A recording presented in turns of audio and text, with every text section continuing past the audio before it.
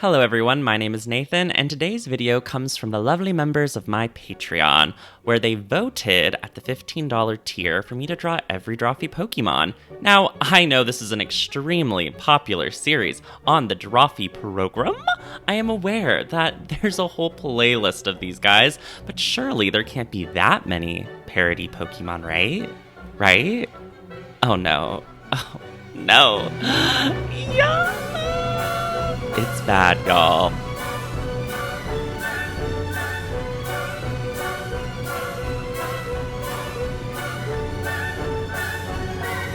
The best that I can tell, I counted 112 parody Drawfee Pokemon that I'm going to put in one image and have it make sense by the end of it. And if I missed a few, I am very sorry, but tomorrow there could be a brand new Drawfee Pokemon video that will not be represented. It's just the nature of this kind of prompt. So grab your Pokemon badges, turn that hat backwards, and let's go ahead and jump into the speed draw. Now, with 112 Pokemon, I really wanted to design a world or a location that could hold the number of Pokemon in the list, but have it have the feel of the actual video game and anime. I wanted to avoid a white background with just all of the Pokemon in it, like a wallpaper. That's not what I'm going for here. I wanted a place like Mount Moon or a power plant that's abandoned and just full to the brim with wild Pokemon and other trainers causing problems for you. So this is like an abandoned construction yard power plant place that's been flooded. It's creepy, and I just wanted to draw a lot of Pokemon on these beams and on these stairs. It's sort of giving very much, you know, you're lost and you're exploring, trying to get from one location to the other. There's probably some sort of legendary Pokemon in here. Maybe it's Porpho, I don't know. Yeah, but in this fictional Pokemon anime, there has to be a protagonist that we're following, and of course that is going to be our Julia Le Petit. I'm using the same roster of Pokemon you see here from Nathan's drawing of her, but she is not a Pokemon gym leader that you encounter. I very much want her to be filling the Ash role in this anime, so she has some serious protagonist vibes, and that matches Julia perfectly, mainly because Julia knows nothing about Pokemon. Granted, over these years she's learned a couple of things, but the most wonderful gag is that she doesn't know this anime, she doesn't know the world, so she's constantly needing other people to sort of explain the lore of what's going on. Her outfit is based off of this guy, who I don't remember, but it's just everyone in the fan community says Julia looks like him. And yeah, also based off a little bit of just classic Ash Ketchum. But I really loved the big top hat guy's shorts and socks. I just felt like that gives a little bit of fancy fashion designer college Julia core vibes. So I put her in this cute outfit, and I do a slight recoloring of the shoes so they look more like Pokemon. And as this video goes forth, obviously there are a lot of Pokemon here. I may or may not remember any of their names, so just bear with me. But I like how creepy they are. I love the Peekaboo character. It was so fun to interpret him just like being shy and looking around this cat eye monstrosity. I did a little bit of artistic license. One, the guy with the cat pants, his belt, I drew it and it looks like a mouth, which just gave me a lot of joy. It's like something I never really considered, and in fan art I've seen, most people don't do that, but it's like right there. And I also reinterpret the pants a little bit. I make them more of a shadowy design because, I don't know, I wanted it to be a little less literal, and I wanted to take more artistic license with it. And you can see I put Montfernet, I don't know, the French fireman on top of him because I just think that was a cute spot for him to be facing away from us.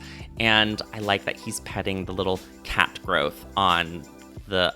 Are they both Peekaboo? Are these both Peekaboo Pokemon? I don't know. Let me know in the comments down below. Just have a Chicago-style citation list of all of my incorrect statements on these Pokemon parodies.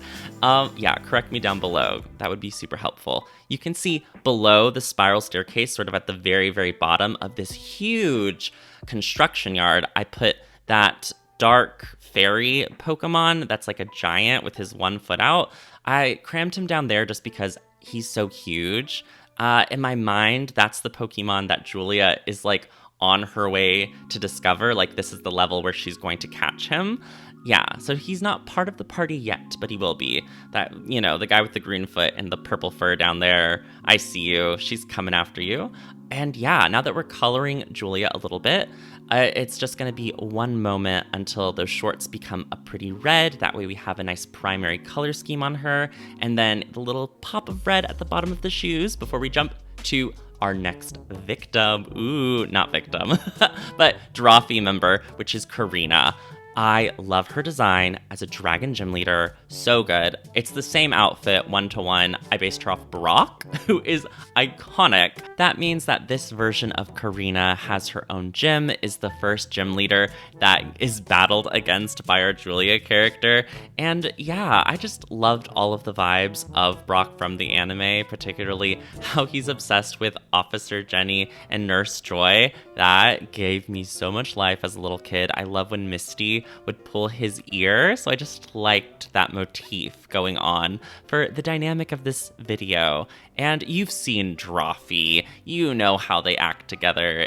You've seen the kind of things Karina draws. This is very much appropriate. And yeah, also because she's a dragon gym leader, I got to rifle through all of these parody Drawfeemon and come up with which dragons she would have, which was very fun for me, if not a bit overwhelming. This is the first one. I absolutely adore him. I think he's based off of Sublime Eye. This one, I don't remember the name of any of these Pokemon, y'all. It's gonna be a long video. But I love how his head is so big and like right next to Karina, and how his tail is receding back in space. Like, this guy is huge. He is giving Haku from Spirited Away. I adore this dragon. And then for the next one, it was based off of this parody of Rayquaza, I believe. I think I know this one. But I think people often argue about the correct pronunciation of this Pokemon, so there is no winning here, even for the ones I vaguely remember. But I wanted to give his anatomy more basis on like kimono dragons and real life biology. I'm just in sort of a world building mind space. And yeah, it's based off of this gif of this unconventional dragon wing. That's the one for the Rayquaza, which is funny. I've been thinking about like world building a lot lately. I think it's because my D&D group, we're in the midst of like the third act. We're about to come to a wonderful, I think, climax, which is really fun. And because of that, I'm in a different headspace, because it's like, oh no, that means I have to start preparing for like, what are we gonna do in the future for our next campaign? Always a stressful spot for the DM, that's me, to be in. What does that have to do with Pokemon? Nothing. But this is gonna be a long speed draw, and if I don't take some little rabbit trails and talk about something different, we will all go insane. I'm drawing Dragonite right now. Just kidding, it's not Dragonite. It is Chubby Charizard. When I found this guy, I had to give him to Karina, and he is not Flying Fire. He is Dragon Fire. I'm just saying it. And even if he's not, Karina would have him anyway, because he's basically a dragon, an honorific dragon. And I think every Charizard should be chubby. They just look so cute. I love his big cheeks. It fills me with such joy. Oh my gosh, if you just make things rounder and bigger, it's just automatically adorable. I think the reason I brought up world building in D&D is because I take a lot of joy in coming up with homebrewed monster for my games. So right now in our current D&D campaign, it's very political. So most of the time my players are fighting soldiers with guns or military wizards, and I think the next game we're going in the total opposite direction. I miss monsters, so I'm thinking a lot about what kind of monsters exist in the world. What are they like? What regions do they occupy? And I'm thinking about the monsters to fill a new world. While I'm working on this Pokemon Pocket Monster video, there was just a lot of synergy. Sometimes in life, I'm like doing things on this YouTube channel that have nothing to do with the everyday events of what I'm like moving and shaking. IRL, but sometimes they do line up, and it's like, I think I was meant to draw all these Pokemon to force me to think about their anatomy. What do they eat?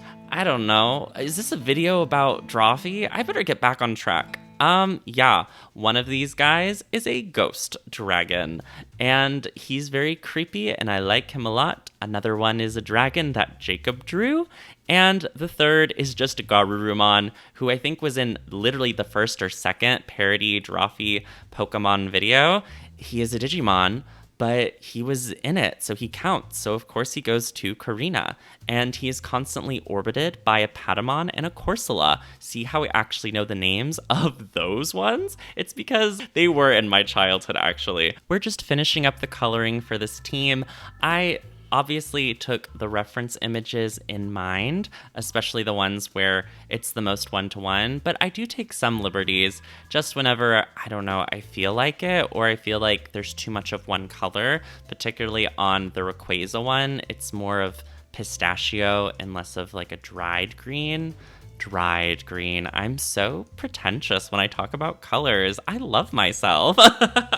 Yeah, but our next person is, of course, Jacob. Now, my Patreon member, Scorching Ray, requested Jacob as Misty's, and it was just perfect. Brilliant. Mwah. No notes. Thank you, Scorching Ray. If you want to leave me a little suggestion, follow me on Patreon, link in the description. It's only like $2 to get in there, $4 to have your name in the end credits, but I'm always asking for suggestions for my videos. Now, it must needs be remarked, Misty was my favorite character in the anime. This surprises no one. I am very gay. I love that Jacob is the Misty character because I ship Misty and Ash. They are cute together. I love their dynamic. Yes, Julia owes Jacob a bike. It must be delivered. But instead of water gym leader, I went with fighting, just because I noticed a pattern with like, when Jacob designs a Pokemon, he tends to gravitate towards fighting types. I don't know why this is. This particular duck behind him is Malord, who actually appears in a stream. I don't think it was confirmed that he was a fighting type, so this is a headcanon of mine. He's a fighting type. Look at how big his pecs are. He can crush you with them, and we would like that. Yeah, which is really fun. And I also did our little Blemmy friend down in the corner. You can already see him. I forget his actual name, but it's the one, this guy who's diving with the big head. I know he's a Blemmy. I remember that fact from the mythological mashup video. Muscle Dive Mon. That was it. There you go. If you're already typing it down below. Saved you one. I actually recognized this is going to be the most infuriating video to watch. But isn't it kind of fun to see someone struggle? That's where comedy comes from. Yeah, I enjoy watching videos of people being successful at things and struggling. Love this Bulbasaur. I think it's a Nathan drawing. I will take this moment to talk about the knife. He has a knife. So cuckoo. For Cocoa Puffs. There's a lot of parody Drawfee Pokemon that just have knives, and I think that's hilarious.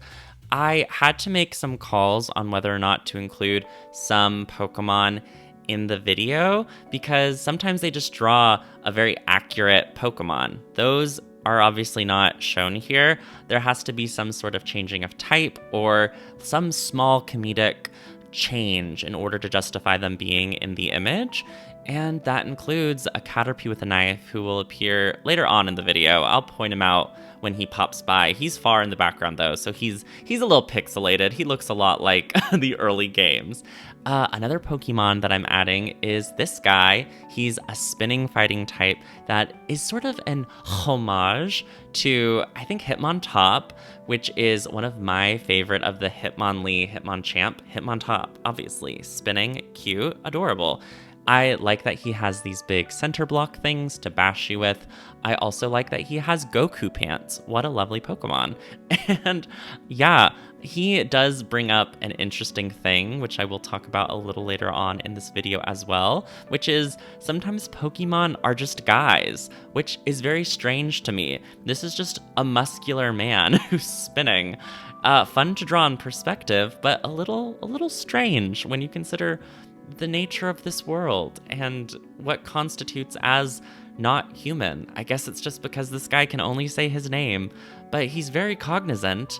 You know, Pokemon are very smart. I think maybe they should have more rights than they have. This ghost fighting type is also a Jacob drawing, I believe, and I think his fighting style is he uses the tombstones as shields. Very creative, love that for him. And the final Pokemon is just a Sandshrew with a knife. It's just funny, it makes me laugh. And now I bet you all have been wondering, well, who is Nathan? Well, according to this Patreon member, I was told Nathan should be Pikachu, and that is beautiful because Nathan is the person on the Drawfee program who actually loves Pokemon, and what better way to reward his knowledge of stats than making him an actual Pokemon? Yes, I found this Drawfee parody Pokemon, which is some guy pretending to be a Pikachu, so that is the Nathan in our image, and I think he's so cute and so happy, and yes, he is literally a Pokemon, but he can talk like how Meowth can talk, which I think is neat,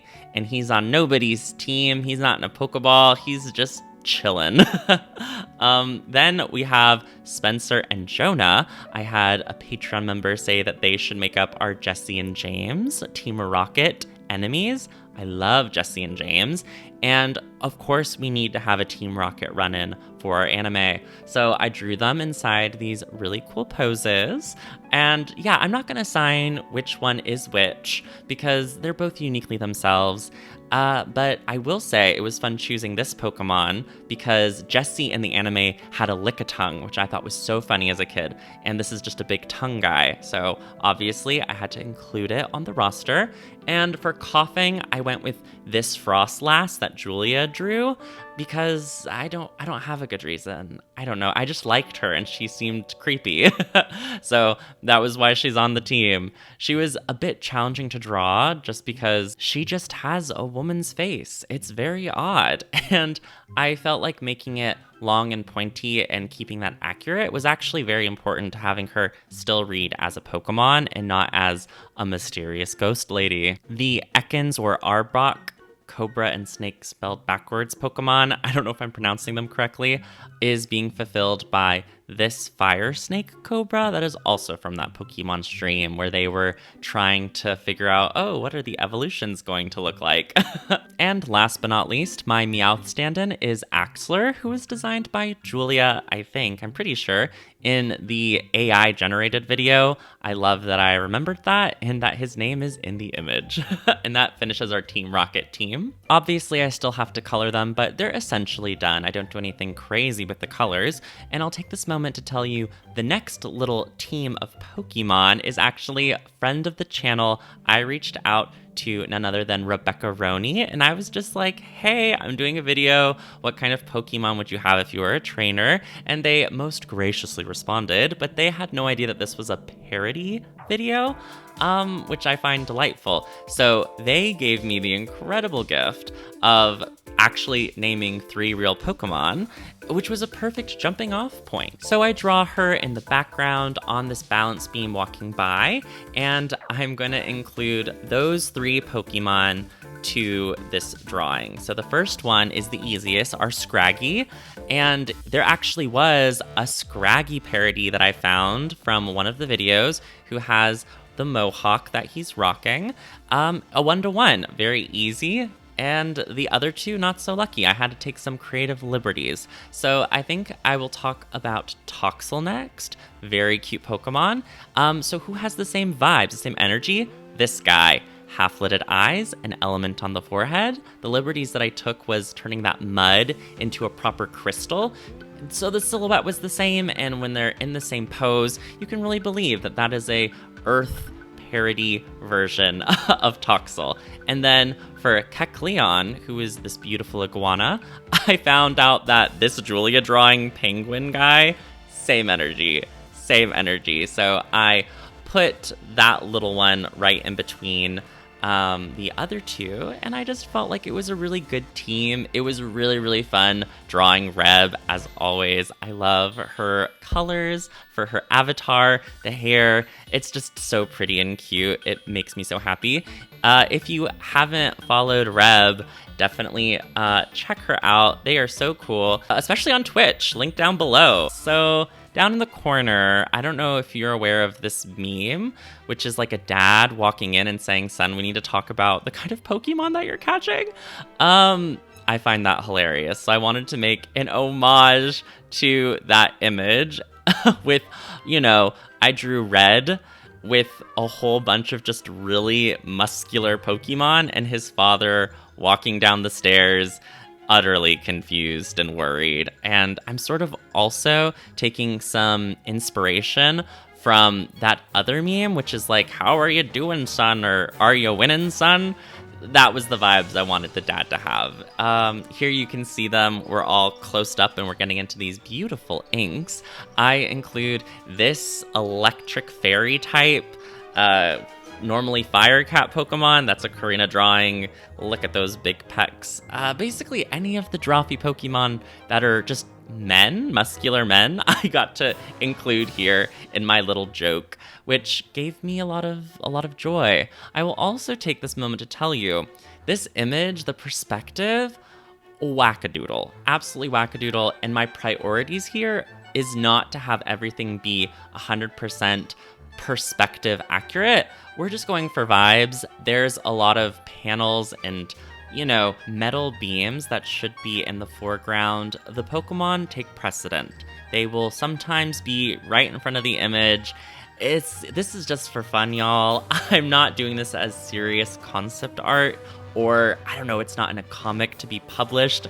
It's a for funsies challenge, so don't take it too seriously. We're just here for a good time and a long time. There you go. End of that disclaimer. Speaking of capital I important art, when I say that, I just really mean art that is for me, that is for personal use, and also art that I am challenging myself to do and to take pride in a different way than this video. Like, this is a challenge video, so obviously it's very important that it's entertaining, but sometimes I want to do art to tell really beautiful stories, and that's one thing that I'm challenging myself to do this year. It's been a while since I've made a comic and done narrative formatting, so hopefully, knock on wood, my New Year's resolution is to do some narrative work this year that will of course be published on the channel for all to see and enjoy. Yeah, and hopefully I'll have more updates on that soon, but y'all, I gotta find time to do it because it is so difficult to work on really long formative, creative, narrative pieces when I have to have a video come out every week. And obviously, you know me. I am very much about self-love, and if it gets too stressful, the videos don't have to come out every week like clockwork, but I do want to take some more responsibility to upload more frequently. It's just about balancing those two things, and I'm sure in time, in the months ahead, I will figure it out. Let's hope so. One way that I'm trying to balance that is really listening to my body when I'm making these videos. I have had a little bit of burnout in the past, and what I've found is that very rigid, weekly schedules don't work with me. It's more about understanding my cues for timing.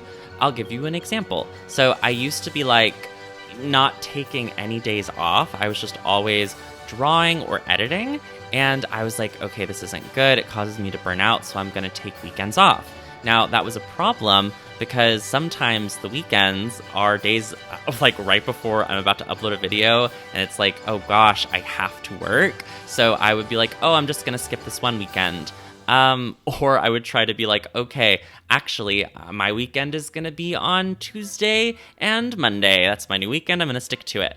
And that's just not what it seemed. That it was inevitable that eventually there would be a weekend where I would have to work. So my new little code that I live by is whenever the video goes up, there you go, we did it. We will celebrate by taking the weekend. So my weekend is the 2 days after the video goes up.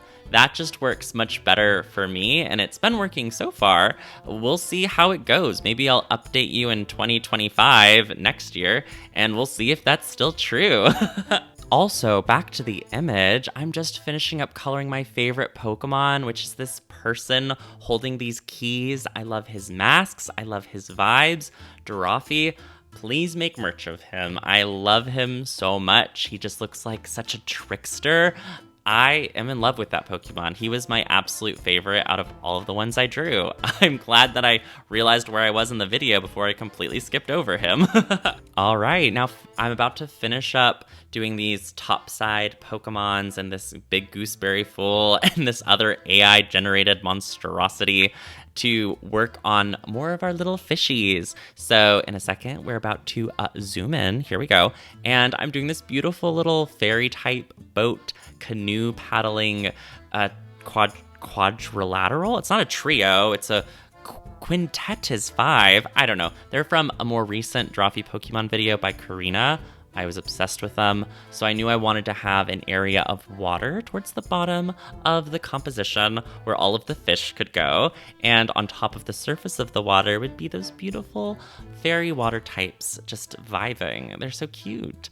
Yeah, I really liked this area. I always enjoy an opportunity to add more textures in a piece, so being able to do water is really nice, just because it breaks up what's happening a little bit, which is very fun. And there were quite a bit of water types that don't quite make sense outside of the water. So yeah, I just stuck them all down here. And you can really see the space. Like, some of these Pokemon are tiny. Like, they are small in this composition. Yeah, so that's always fun. Oh, and now we're back up at the top, and we're going to be doing a lot of a Pokemon. Get ready for a gorilla with a gun. Yeah, I have to do more of the Pokemon from the early days, so I don't remember their names, but it's a green gorilla with a gun. It's very fun. He's swinging it on a rope. Don't think too hard about it. He's probably gonna shoot our heroes. I hope they survive. They probably will. It just will take one psychic type to just, grab that gun and get it out of here. I just love that Drawfee. They just put weapons in these Pokemon's hands. It's crazy. Anarchy. I'm doing this wizard cactus now. It's just strange. Also, in these zoomed in periods, speaking of perspective going a bit wonky, yeah, I don't quite know where everyone is in the perspective. Yeah, we get lost in the sauce a little bit, but it's just for fun. Oh, here comes Spheal, which is always fun. As you all know, there is a subsect of Drawfee Pokemon that are businessmen. These are business types. They're not fairy, they're not fire, they're not water, they're not even grass. They're business Pokemon. They have business to do, and they're all consoling Spheal. The reference for this particular Spheal was, I think it was a Julia drawing during the Hunger Games stream. Ugh, iconic. So he's a little sad, he has a little flower, and he's surrounded by these other businessmen that are telling him, just stick it out. Capitalism will save us. Sorry, I can't even take myself seriously. Yeah, and now we're doing that Gardevoir way back there. It's going to be a lot of teeny tiny Pokemon on stairs. Speaking of stairs, this background, y'all, it is so big. It is so massive. For a second, I got really worried about it because I don't know what possessed me to do so many metal beams. It's just a weird time, but I'm glad that I did it for the implied space. And in the end, I know I wanted this composition to be very dark. So shadows offer a lot of forgiveness. Very important. And because I knew it was going to be dark, I was okay if things were a little more, impressionistic, a little unfinished. That was completely fine. Fine. I was already going above and beyond for the image. Oh my gosh. I'm running out of words, y'all. It's a long video. We're not even halfway there. Actually, I think we're over halfway there. That was me being dramatic. But here's a bell with wings. Oh, a little angel. Look at that ring. Super fun. Yeah, did you notice that SpongeBob egg down in the corner? He's not having a good time. Ooh, this drunk Pokemon. I didn't actually watch the video where they are from, but I thought their image was so shocking. I think they're a ghost type from the little spirits and they're drinking spirits. Yeah, I want to watch that video. I haven't been scared by this Miss Magius or Miss Strevis parody because, you know, it's scary. He's a little drunk. He's falling over. Oh, and then I have the Sandcastle Pokemon who's playing Yu-Gi-Oh! With the Spaghetti Man. Very fun. I like how he has a baguette. Is that what that's called? It's not a croissant. And here's another monkey swinging it on a rope. Lots of monkeys that have to be shown in existence. Yeah. Oh, and then the big genie muscle man. Difficult to draw in perspective. We do some flipping, but he has a cape. And I was originally going to include him down with Red and the other muscular men. However, I completely forgot, so I moved him up here. I like that he's pink. His colors are pretty one-to-one with the original image. Yeah.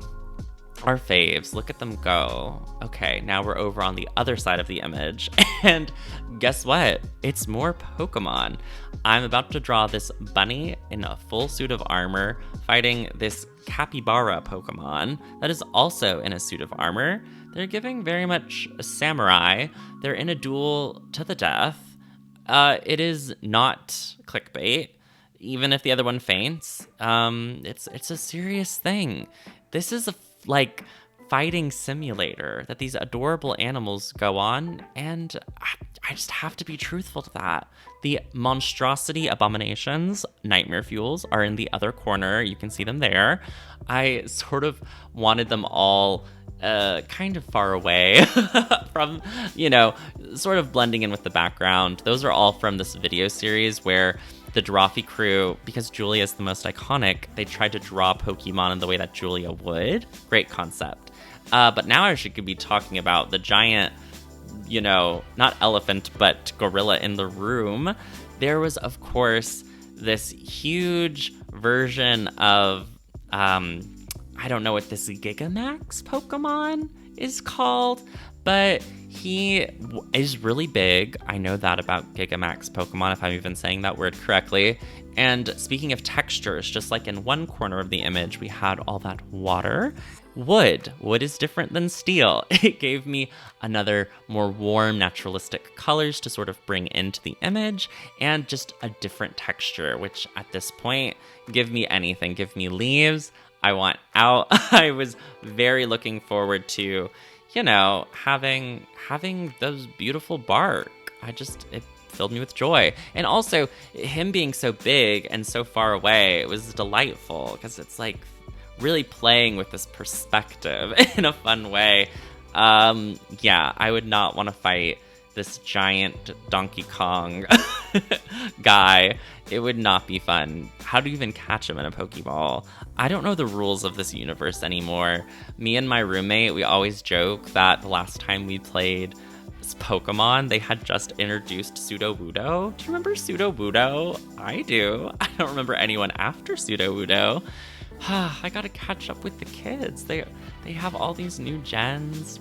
Gotta get into it. I'm finishing up drawing Puddington now before we get to our very last Pokemon in the background. It's Ska Armory. It's a knight. He has ska equipment, and all is right with the world. Now we just have to worry about the background. So if you have photo light sensitivity, there's going to be lots of flashing.